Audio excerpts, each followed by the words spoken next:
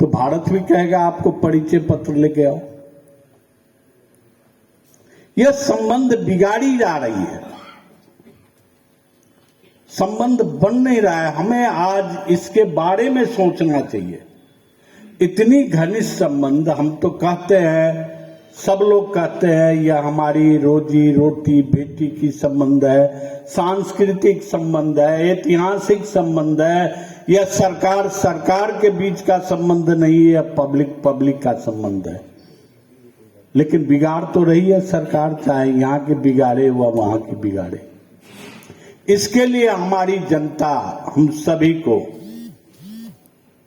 सतर्क होना पड़ेगा, सोचना पड़ेगा, इस संबंध को कायम रखना पड़ेगा।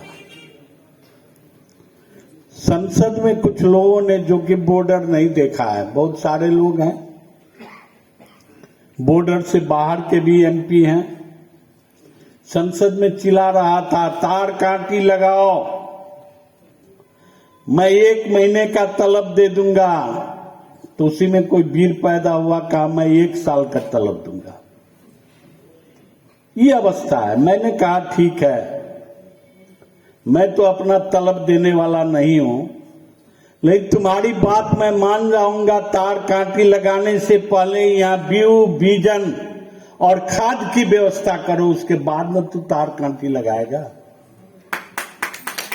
तो इतनी यह सारी समस्याएं मैं हमेशा कहता हूं, जो भी मुझे मिलते हैं, जो भी भारत के राजनीतिज्ञ लोग,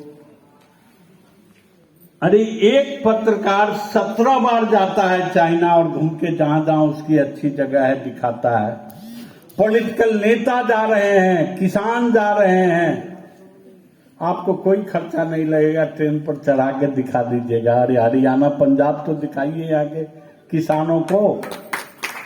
संबंध इस तरह से बनेगी, यहाँ को व्यापारियों को ले जाइए, बंगलोर घुमाइए, वो मंत्री देख के आता है, आते आते साफ हो जाता है, तब तक क्या दिखा के क्या करेंगे। तो मैं ये कहना चाहता हूं, संबंध इस तरह से जुड़ता है, संबंध जोड़ने का काम करें हम। हमारी जितनी आवागमन बढ़ेगी, हम जितने एक दूसरे से परिचित होंगे। आप जानते हैं, कोई भी इन्वेस्टर जब बिहार या यूपी का आता है तो थोड़ा सा संबंध हम लोगों का बहुत अच्छा हो जाता है, और वही संबंध जब आते हैं दक्षिण से तो उनको पता नहीं है क्या होता है नेपाल में और क्या होता है। आवागमन बहुत ही जरूरी है। कभी कभी हमारे बाबूलाल जी ने कहा, होता रहता है, संबंध बिगड़ता है, संबंध बनता भी है। 2 भाई तो झगड़ जाते हैं, तो हम तो 2 अलग अलग बॉर्डर के लोग हैं, तो हमारे बीच में कभी कभी झगड़ा होता भी है, होता भी रहेगा। आज ही इसके बाद समाप्त हो जाएगी, ऐसी बात नहीं है, लेकिन इसको फिर बनाते रहना चाहिए। और यह काम दोनों बॉर्डर वाले लोगों को, यह दिल्ली और काठमांडू से नहीं होगा, हम ही लोगों से होगा, जिसके प्रयास में आपने यह सहयोग मंच गठन किया है। मैं 2-3 बार गया था, इसके बैठक में भी भाग लिया, काठमांडू भी आए थे, हमारे संजय बाबू भी आए थे और माननीय एमपी लोग आए हुए थे। इस तरह की व्यस्तता होते हुए भी 1 दिन का ही कार्यक्रम हो, 2 घंटे का ही कार्यक्रम हो, मिले, एक दूसरे की बात हम कहें, एक दूसरे की बात सुने, ये सहजता हो जाएगी। निश्चित रूप से कोई भी सरकार को सुनना पड़ेगा हमारी बात,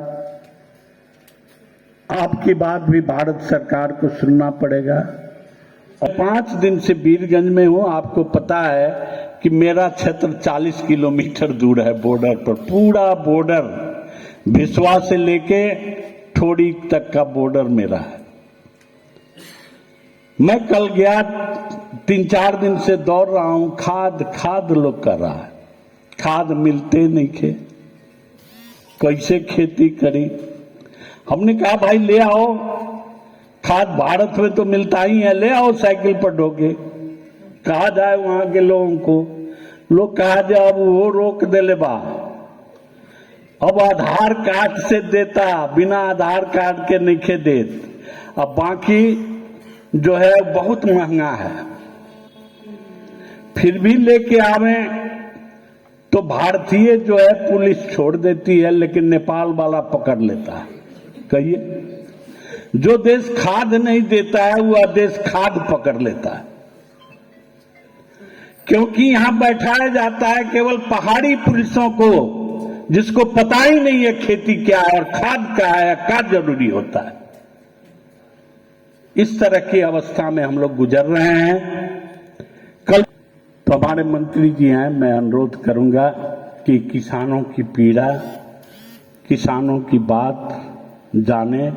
आप खुद किसान हैं एक, और किसान की पीड़ा को जानता है।